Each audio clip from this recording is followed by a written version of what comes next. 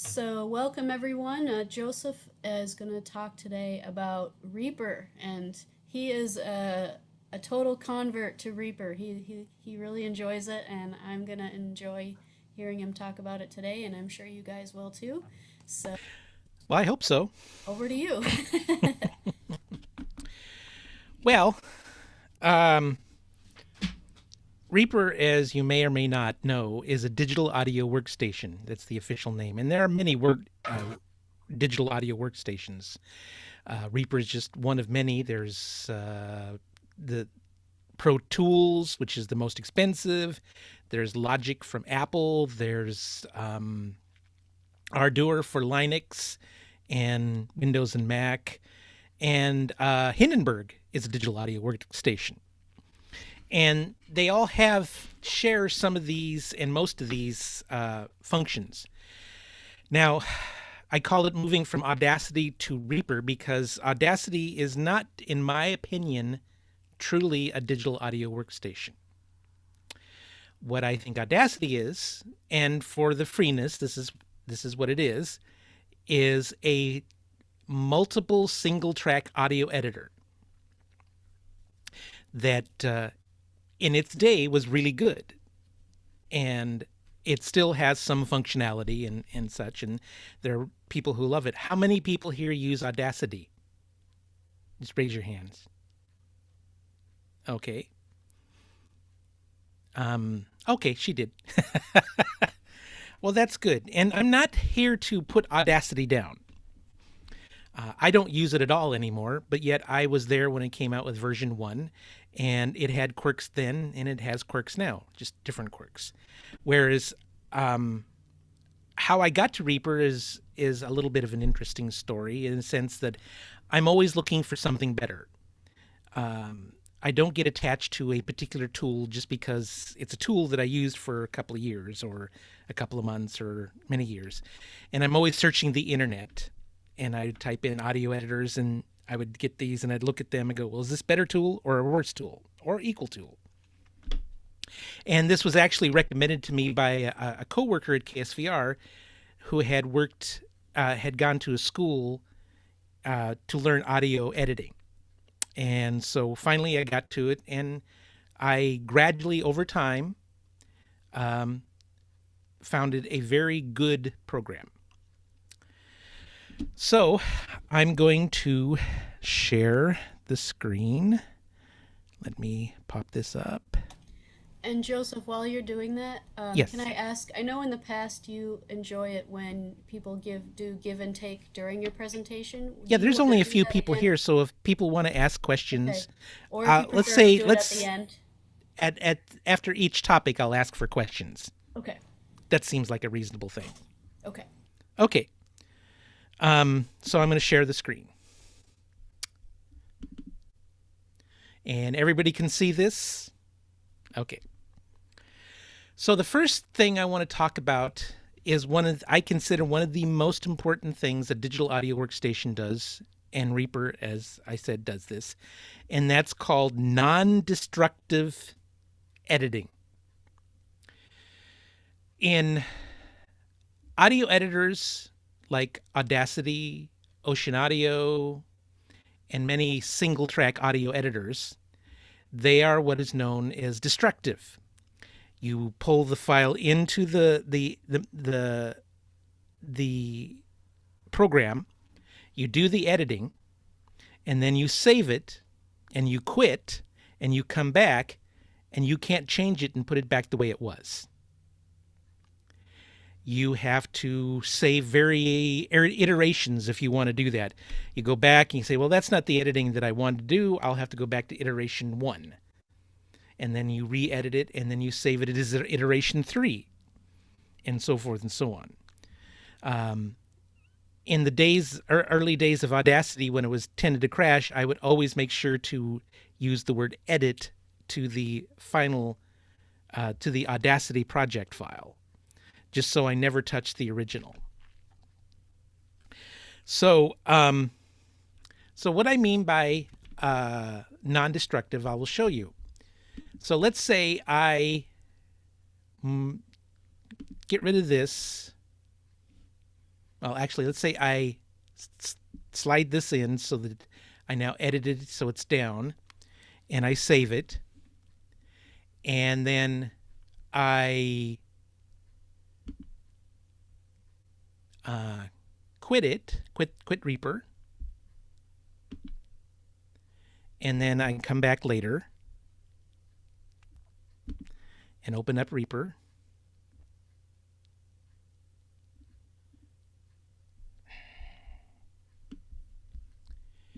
And go, oh, I didn't mean to do that. So I just take this and I move it back to the way it was, and then I save it. And you can do that with everything here. You can edit splits, adding effects or anything. You never touch the original file. You only touch a reference file. So if I go in here and say, click on this file here, and I open up the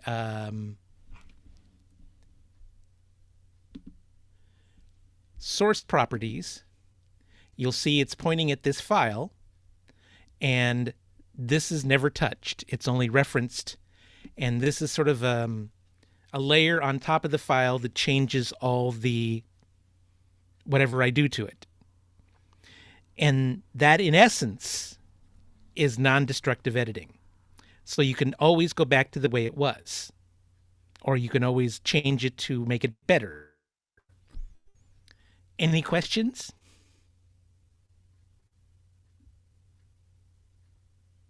Yeah, Joseph, Yes. I see you're starting with a WAV file. Yes. And does the program itself save something completely different the way Audacity does? It saves a Reaper project. Reaper file. project, okay. And when you add something, that's a very good question.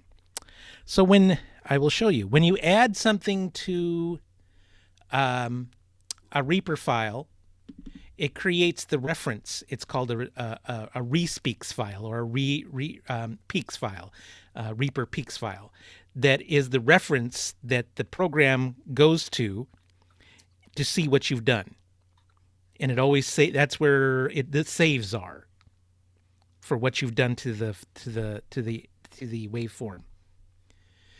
So if you do move a Reaper project file, you have to have the original file and the peaks file, as well as the Reaper project file.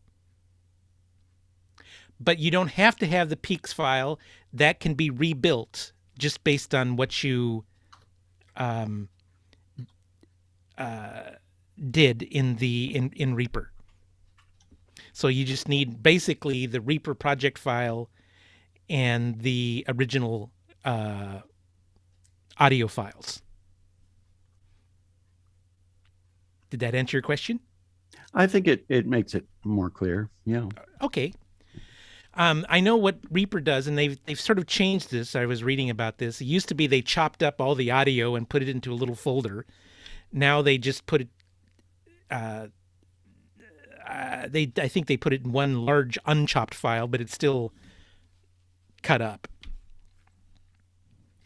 Well, as you go in, if you want to go in multiple times and change that file, how is each time saved? Just Or like are they? Command S, save, or Control S. I mean, it's just saved. Okay. It's saved as the repeak. It re-saves over the repeaks file, and it's think of it as a Word document. Well, no, that's not a good example. It just saves it for each time you change it. Okay. Then when I go back and look for it, how is each file labeled? Will it say 1, 2, or 3? Or No. What it just shows up as this project name, the RPP project name, and you just open it up in that, and I think I know what you're trying to say. It doesn't actually save anything as a WAV file or anything until we'll come to that later when you render it out. Okay. This is just a project file that you can change. Did that help? Yes, thanks. Okay, good. Any other questions? And I love questions. Questions are my friend. But the point you're making is that this project file you can change backwards as well as forwards. Absolutely. Which is what makes it different. Yes. And just to let you know, all digital audio workstations are non-destructive. It's not just Reaper. I do have one question I meant to ask before. Have any of you guys heard of Cool Edit? The people who made Cool Edit made this program. Okay, so now, one of the things I always found difficult in Audacity was moving tracks and items or clips around, because you'd always have to press a button or do something like that. Well, with digital audio workstations and Reaper, all you have to do is just move them like this. You don't have to press any extra buttons. You can just move them around, and you can affect them. You can do a fade in or fade out. You can you just get to move items around as you wish. So you see how I have, this is a Northwest News report from using the Northwest News Network. And so I have a little intro, and I have the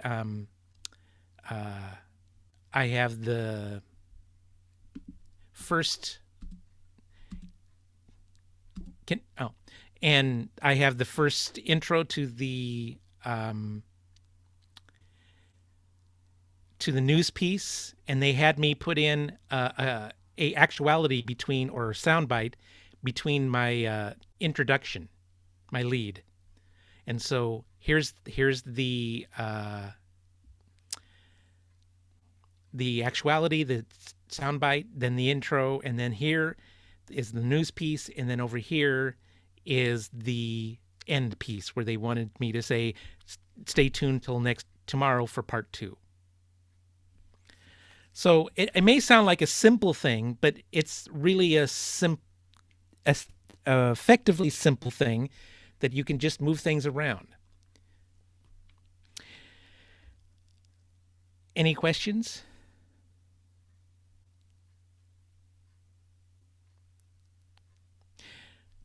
So I'm going to ask. One thing, is this software free? No, it is not. And I should have started. It's got a 60-day demo, and it's only $60. I was going to ask if everybody could unmute.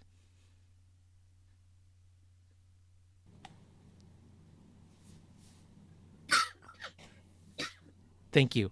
I like it with this many people, just a few people, to have it unmuted. That way I know I'm getting hearing, you people. You don't mind, do you? Sounds good. Okay, thank you. I have some background noise. Is it coming through? Perfectly fine. I like background noises. I put them in radio theater all the time. Thank you. Okay. So now in audio editors, let's see. First of all, we'll start out with effects. Everybody knows, does people know how to use things like compressors and or equalizers or anything like that would make the sound better? A little bit. Yeah. Equalizers are really nice. You can make it, less boomy and stuff like that. Well, you can do these as what is known as a real-time effect. So if I click on the effect button here and I pull up an effect, let us say an equalizer, and you see here's the equalizer. And so as I'm playing the file, I'm doing this in what is known as real time. So now I can adjust this equalization to make it sound better,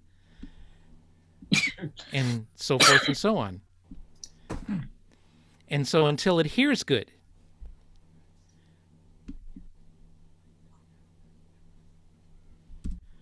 So in single track audio editors in Audacity, you have to call up a file, or you call up the effect, and then you preview it and listen. And then when you feel like you've got it done, you hit the button that then changes the file. And then you save it. And this ties into non-destructive. Now, from then on, the file is going to sound like that. So you come back later and you say, well, my ears have gotten less tired, and I think it'll sound better if I tweak it some more.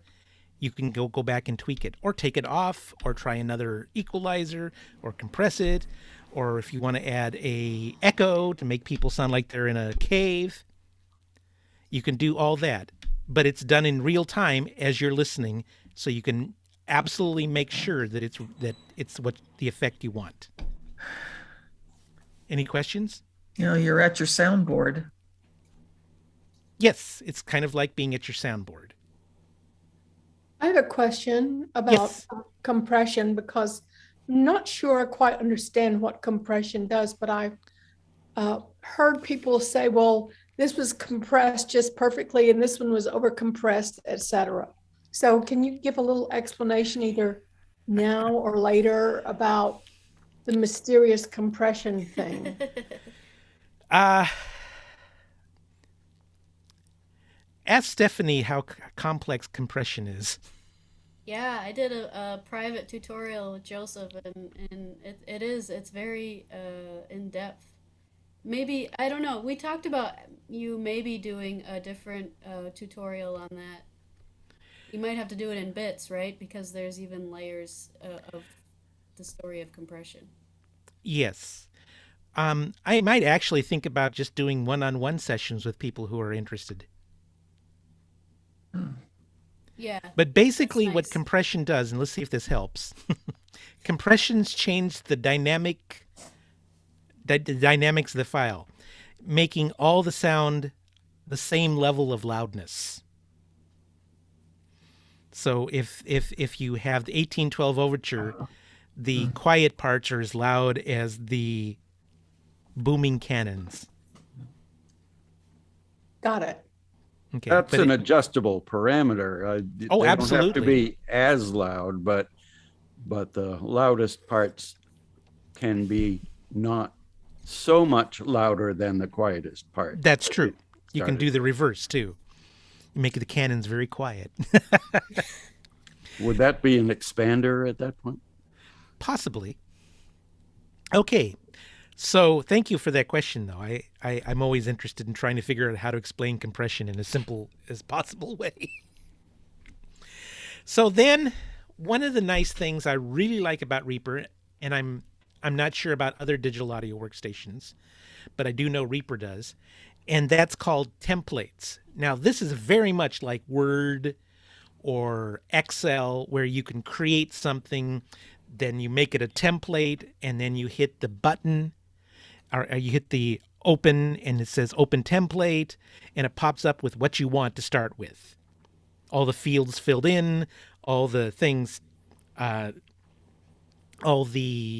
fields filled in, all the words where you want them. Well, you can do that with Reaper too. So for instance, I'm going to open up a project tab. And that's another nice thing about Reaper, which I didn't think about until now. You can have tabs and have different projects going on at the same time. So I will call up a template. This is for book views, a program I produce of librarians reading reviews. Here's the intro, here's the outro credit scene, and then I just drop in the audio from the librarians who read their audio, and I don't have to keep rebuilding the similar items all the time over and over again.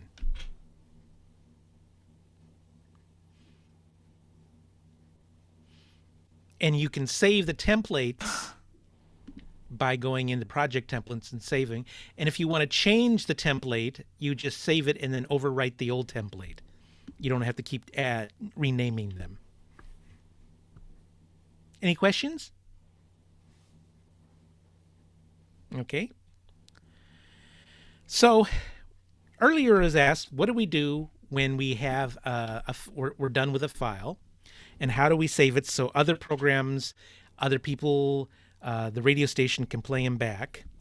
Well, in Reaper, they call it rendering. Others call it bounce down, other things like that. But Reaper calls it rendering.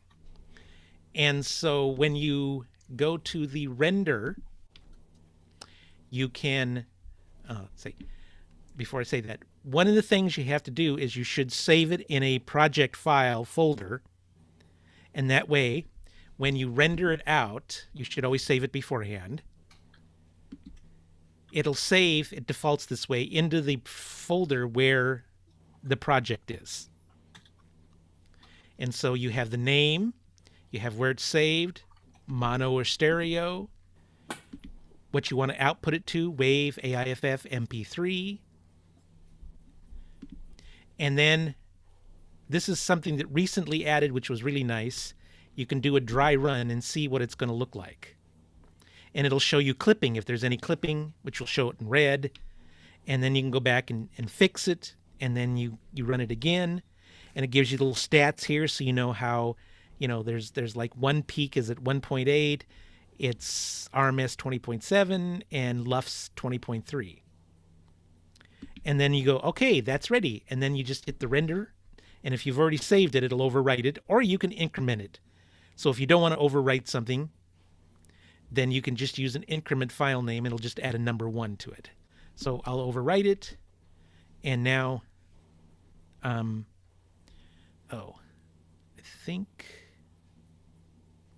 know why. If the file is in another program that's open in Reaper, it won't render it out. Dang it.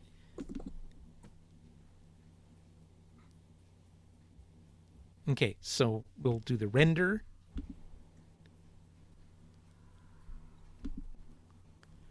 And then render it. Overwrite.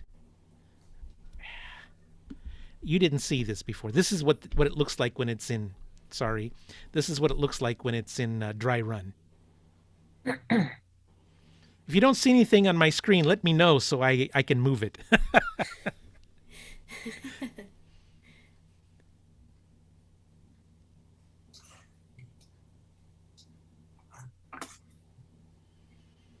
And so now it's saved where I want it, and I can put it into my program Skagit Talks. I can upload it for later playback, and so forth and so on. Any questions? Okay. So let's say you want to use Ocean Audio or other project, another editor to do some destructive editing. You want to get rid of some clicks, or you want to get finely tuned. You can go in and you can even send it to Reaper, to any program. And you just set it up so that you can have external editors. And you can have up to 2 external editors. And so, for instance, if I wanted to do some editing to this, I can then send it to the external editor.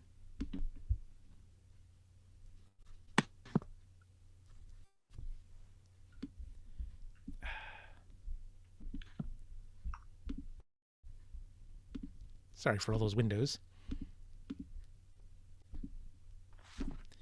And then I can do editing. And then when I do the editing and save it, because it's only referencing the file, then once you go back into Reaper, it'll change it to what you saved it as. I'm not sure if I explained that. So when you save it and you come back to Reaper, whatever you did to that file, it'll show up on the screen, and in the waveform exactly what you did in the destructive mode. Any questions? Okay. So let's say you want to record audio. It's a little different than just pressing the play button and watching a track come up. This one you have to arm a track. Like if you want to, like this track is already armed, see the little red button is pressed. You press the red button and then you place where your track you want it to be, and you press the other button and you just talk, and then it just records it there, and then saves the WAV file as a reference in the project folder, which you will never, once you save it, it'll still be non-destructive. It'll just always reference that file. Any questions? I hope I'm being clear. You are. I think we need to do it ourselves to, actually try it out. Okay. Well, it is an overview. I wasn't expecting people to sit down. And so this is pretty much like Photoshop. All digital audio workstations are pretty much like Photoshop. Now, Yeah, that's what it seems like. Hindenburg is actually very simple to use. Most of what I talk about you can do in Hindenburg, and it doesn't really go any deeper than what I've talked about. But just a brief showing of some advanced options that you can do. Like, for instance, in my previous talk about loudness, this one has the ability to, instead of doing a peak meter, it does a loudness meter. And if you want to, so you can change it from peak, so it'll only show the peak, and then to loudness. And that's just one function. And then there's something called ripple editing. And that's where you can take and you can turn on, let's say you have this project and you want to change or add something, or you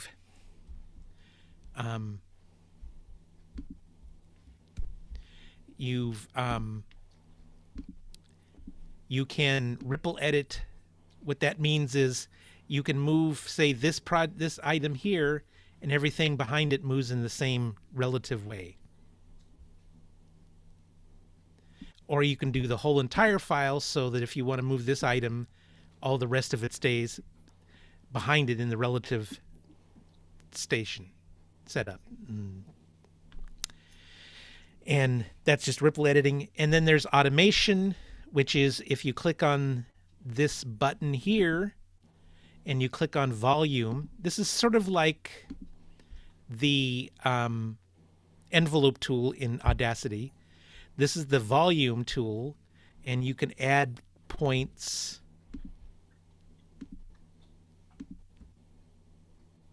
And then you can just change things and move them around. And you can you can make something louder or softer, depending on. And that's just what's called automation. And every effect that you add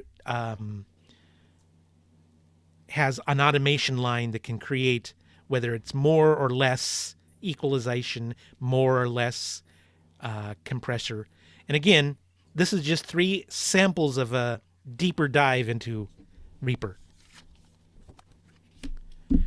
And one last thing is within the tracks, within the project, you can mix mono files with stereo files.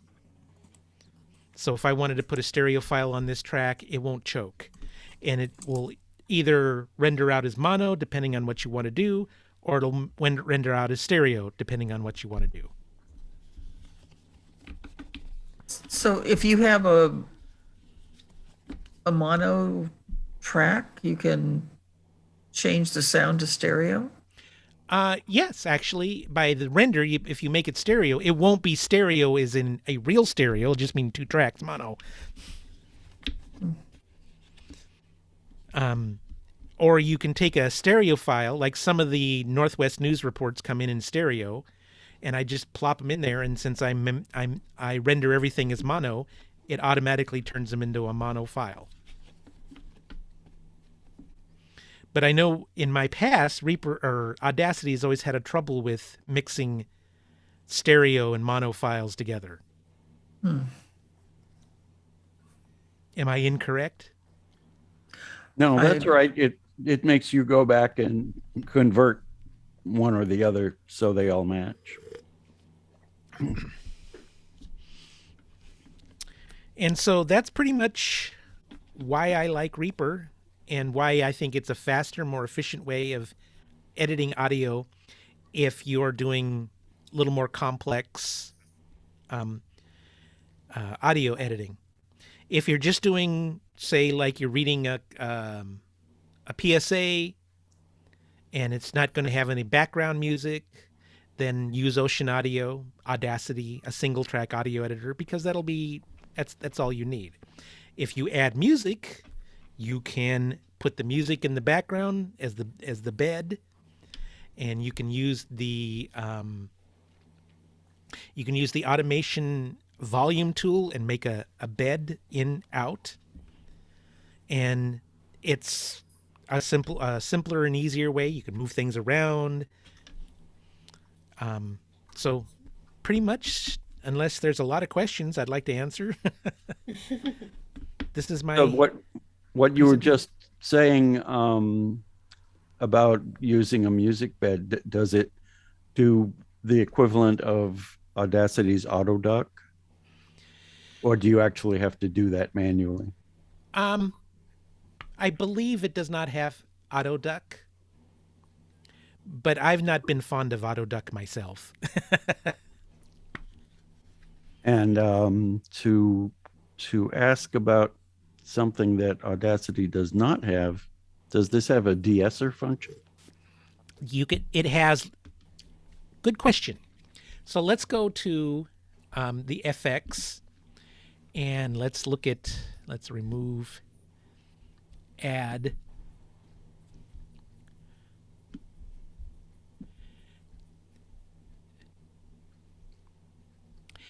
You can Kakos, the name of the company, gives you all sorts of plugins to start out with.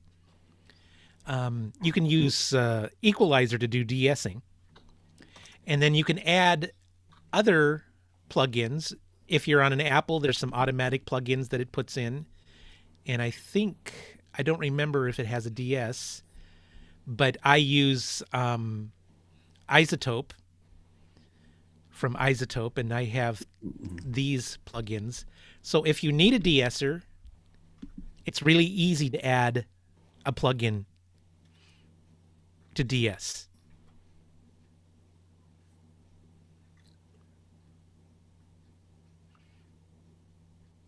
Any other questions? Joseph, this is Heather. Hi, Heather. Hi. How long have you been doing this? Audio editing in general, or Reaper? Well, no, with the audio, I guess that's been a while, right? Or the Reaper. How long have you been doing the Reaper? I've been doing Reaper for at least 5 years. Mm-hmm. And I've been audio editing since 15 or so years ago. Right. Okay, thanks. Just basic use of Reaper. And now we'll talk about price. We should talk about price. First of all, Reaper gives you a very, very long demo period. They give you 60 days to try it out.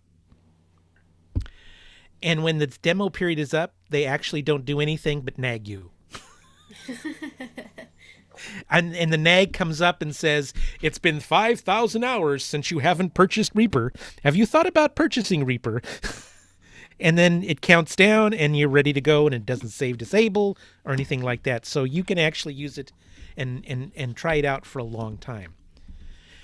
But I can tell you that The minimum price for Pro Tools is $500. The minimum price for Logic is like $200, maybe $300. I know Audacity is free, and so it's hard to say $60 in free. But for a tool as useful as this and as deep as this, and that's, by the way, for nonprofits and anybody who makes under $20,000. So, and you get, it's not a subscription. You get 2 versions, and at the end of the second version, they ask for another $60. You can turn off the thing, and it works perfectly fine. This is one of the most stable programs I've ever used. I can't even count or remember any time that it crashed in a long, long time. And I've heard rumors to the effect that Pro Tools crashes all the time. So for $60, you get a program that you're going to use for the rest of your life. Yeah. Well, I was lucky enough to use Pro Tools. It was stable. Okay. That's what rumors. I don't know if it's true. Oh, shucks, I was going to ask you. It'll come to me. Okay. So let me ask a question of the gang here. You like Audacity, or you just function with Audacity? Well, for what I do, I like Audacity. Okay. But Reaper sounds pretty cool. I'd Fred, say the same here. I've gotten to the point where I like Audacity, but I'm curious to maybe try this out. Mm-hmm. Yeah, it seems good. One of my students uses it. They've mentioned it to me before, but I've never tried it. And now, resources for learning Reaper. There are a ton of videos on YouTube, a ton. And I didn't come magically to know about this, but I would ask a question. I would to myself, how do I do this? And then I type it in, and there's like one guy named Kenny Gioia, Gioia, and he has a very strange voice. And he's got tons of Reaper videos. And he's more into music. But there's a guy named Booth Junkie who talks about voice acting, and he talks about Reaper. There's a ton of videos out on Reaper that you can just use in short segments to learn. Let's say, I want to know what ripple editing is. And so you go type in Reaper, ripple editing, and most likely Kenny Gioia will show up. That's what I was going to ask you, was about support. I just added one in the chat that I had been looking at while you were talking. Okay. Not a video, but just a cheat sheet. Oh, nice. Oh, that's nice. I don't like their manual. I don't like Kakos's manual for Reaper. And that may be because it's so technical that it's difficult. I mean, I don't know if I'd like the manual for Photoshop either. But I read the manual for Kakos and trying to find it out. And in this day and age, it seems easier to go to YouTube. Yeah, definitely. That's pretty much all I use YouTube for, is explainer videos. Joseph, when did this come out, Reaper? I'm not sure. Let me. Oh, that's all right. I was just curious. It's been. I don't know years. how long Audacity's been out either. I guess it's been out for a while. So Audacity's been out about 15 years, because I remember when I started in my job at KSVR as a very small part-timer is when version 1 came out. Okay. And so, that the reason I mentioned Cool Edit earlier is because everybody loved Cool Edit in the Windows world. They thought it was the greatest program for doing audio editing. And then Adobe bought it, and so now they'd had to go to Adobe to use Cool Edit. And so I thought Reaper has so many nice functions. It seems like for people who loved Cool Edit, they'll love Reaper. Mm. I love that you can stretch them longer as well as shrink them and go and add more to the file that was there before? Okay, so for music, beats and stuff, it has a looping capability. And that's what you're doing here is you're just looping the sound. So anything past this notch is the same thing over and over again. But okay. for editing, you're right. It's basically you split it and you hide what you're editing.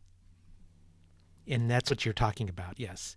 Yes. So yes, you can hide it But and it I really saves time. Yep. And Hindenburg does the same thing, by the way. And so, like, when I do radio theater, I have people, when they read a dialogue line and they blow it, I just have them reread the line again as right after they blow it. And then I just go in here and cut and clip it out and then hide it and bring it forward, and that's done. Yeah, that's nice. That's good. As for the other stuff for me, like, yeah, that was the one thing I knew that Audacity didn't have. I had experienced that in some other program, but and then I do like Audacity, but I think with Audacity I didn't know what I didn't know until I started talking with you, and now I'm realizing that there's much more dimensions to sound that are capable. Absolutely. We should always explore sound. Sound is a fun thing to explore. I'm just curious about this is just some basics. So what is the advantage? Like when I use Audacity, I always have the stereo. So why do I do that? I don't know why I do that. It Why just do you- seems to be natural somehow. Why What do it- you go ahead? Now I don't know. I mean, what is the advantage of having the stereo or not? There is no advantage for talk. Right, but for music it's different, huh? For music, it's different because you I can see. put it into the stereo imaging. I see. Okay. But that's why when I first started doing this, I said, why would anyone? And one of the reasons not to do in stereo is basically you've doubled your file size. I see. Mm. And so I always say we only have one mouth and we don't speak in stereo. And so editing in stereo, I think or in mono is perfectly fine. And that's all you need. So hypothetically, if you're editing a program, like let's say this is a program here, but you want to add music, so what do you do? Or did you already explain that, Joseph? You did, I apologize. No. It's always good to talk about it again. So you want to add a file. Let's say I want to add another N3 piece, Northwest News Network. I just drag it in and plop, there it is. And it automatically puts up a re-peaks file into the folder where the re-peaks files are. And so now I can edit it. And if I wanted to put music underneath, say something like this, then I would just grab another file. I'm just going to grab a file and put it underneath. And now we're having multi-track layering. And another nifty little trick is if you don't, you can actually drag this on top and paste it over. Why would you What's do it? that? Go ahead, sorry. It means this would all of a sudden change from the original file to the other file. Oh, Well. okay. It's not something you would want to do normally, but it just, Yeah, it's a keen thing. yeah. And if you want to do crossfades with files, you can it'll automatically crossfade. That's cool. Oh, that's good. Yeah. Mm-hmm. You can set the kind of fade you want.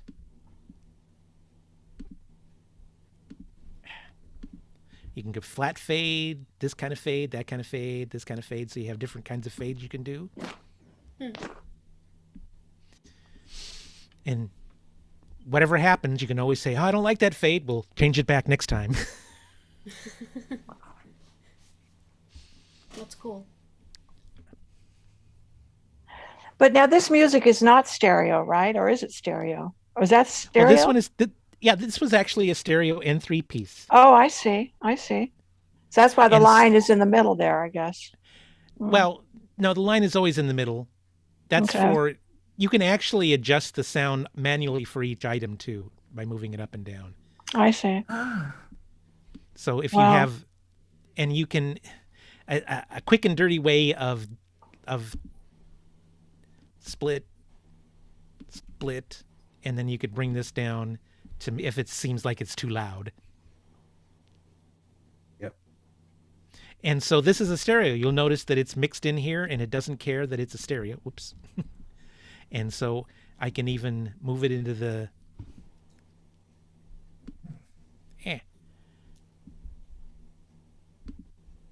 into the same track, and it doesn't care. Wow.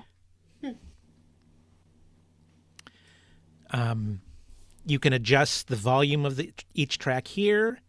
If you want to look at a mixer kind of thing, you can create a mixer. So you can adjust the... Can I go back and ask a question? Certainly. So when you combine the stereo with the mono, does that mean, excuse me, when you play it again, it'll switch back and forth, or it Yep. will go to whatever you choose to? As I'm listening to it, it'll switch back and forth. Interesting. Even when you record it?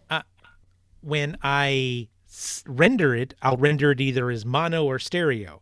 If it's stereo, it'll stereoize all the mono and keep the stereo track exactly the way it is.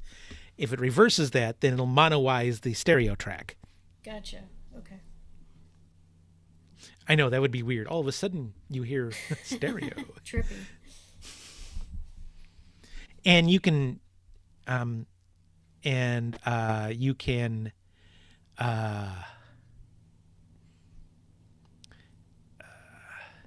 can loop a sound if you want to hear, toggle the repeat. You can move your cursor around. You can set markers so that you can mark places where you want it to be.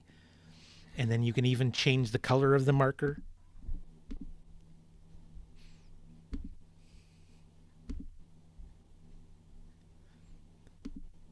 You can change the color of the track. Speaking of markers, is there a label track function? Yep, right here. Just click in it and type label or whatever you wish. And so now this orange is the color of this track. So you know that this track is orange and that track is purple and that track is red. And it's this label. And see, it says right here, News 1, News 2, News 3. So that's labeling tracks, but one of the things I do in Audacity is use Audacity's label track to almost take running notes of the content. Oh, that label track. I'm sorry. Yeah. Yeah. No, I don't believe that there is actually anything like that. But if you use, and I take that back sort of, you can take the track and you can add a label to the track or to the marker. So you could take notes there. Okay. I'd forgotten about the label track.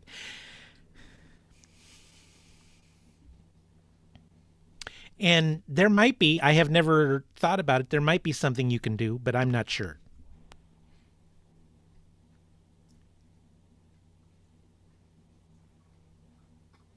Never known anyone else to use the label track like that. Very good.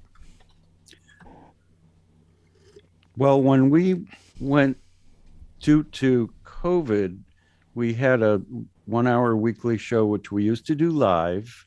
Mm-hmm. And then we went to Zoom, and the different participants of the show would record their interviews and send them to me for final assembly. And then I would go through and I'd have to edit them because not being live, they would, stop and start and correct things. And sort of like what I do with radio theater. Exactly. And so I would use the label track to help me know where I'm going to get it, edit it for time and content. Mm-hmm. So I'm going to open up a project here because when I've never done live radio, live chat radio. talk radio. I've done a DJ show many years ago. I wasn't very good at it. So I've never done anything live like Skagit Talks. And so if I go to a Skagit Talks interview, so when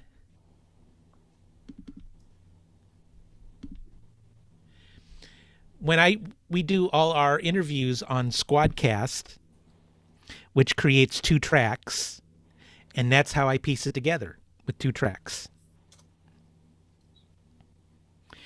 And so if there's... Now, it was interesting. This is a good example. These little items here that were pieced together, one of the people's internet kept going out. And so the person would finish the questions, and then, because Squadcast just keeps recording everybody else in the room, and then she would come back in and she'd say, well, did you answer my question? Is everything okay? And then she would begin her questions. And so I just went in here and edited them out. And so just by using Reaper and Audacity and splitting and ripple editing and all this stuff, so that they never knew that all these interruptions were there. Mm-hmm. What is Squadcast? Squadcast is a web app to do podcasting interviews with people, either recorded or if you want to do it live. Years and years ago, or actually just after the pandemic, we had a webinar about that. Yeah, it should be on the list on our website. And since then, I've even found a better web app than Squadcast. Oh. And less expensive. Which one is that? It's called irisf.fm.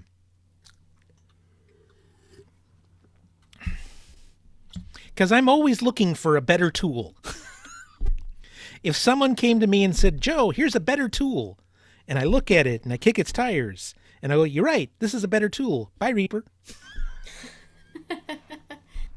I need to say that I think you do an excellent live show. Well, thank you. Yeah, you should do it. No. I'm good. I don't know. It's easier to do it with 5 or 6 people than it is to do it with 15 or 20 people. Because then you wouldn't be able to have this convivial atmosphere, collegial atmosphere. It's true.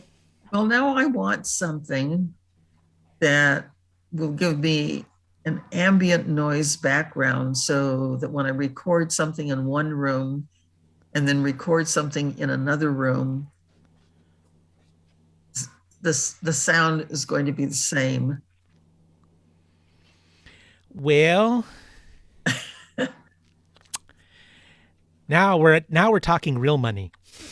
Well, I We're didn't know that talking there was something that existed even with the kind We're of talking about RX Isotope, or Isotopes RX repair tools. Oh my gosh. And we're talking like $799, and it's called Dialogue Isolate. Ooh. Wow. I actually have the standard version, which I've invested so far about $400. Oof. But it's, I guess we can stop the recording because I think we're just having a chat session now. Okay. We'll do that. Thank you, everybody. Thank you. But don't go away. We can Thank chat some you. more.